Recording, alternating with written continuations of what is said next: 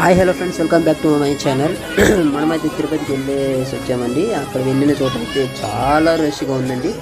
ఎందుకంటే మనకి దర్శనం అవ్వాలంటే దగ్గర 24 గంటలు పడుతుంది, లేదంటే 18 గంటలు పడుతుంది.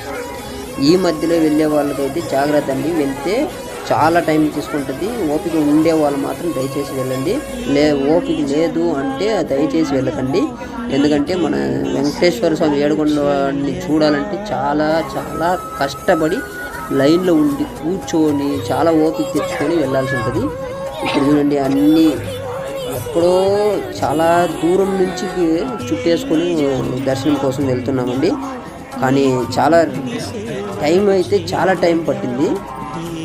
ఫైనల్గా మేమైతే దర్శనం చేసుకుని వెళ్ళాలి అనుకుని దర్శనం చేసుకుని వచ్చేసామండి. చాలా టైం తీసుకుని. సో దయచేసి చూసుకొని వెళ్ళండి. కంపల్సరీగా వెళ్ళాలనుకుంటే వెళ్ళండి. ఇదైతే ఎంట్రన్స్ అండి. ఇక్కడ ఎంటర్ అయితే ఇంకా క్యూ చాలా కిలోమీటర్లో వేస్తున్నారండి. మనకి ఏటీసీ సర్కిల్ అని ఉంటుంది అక్కడ.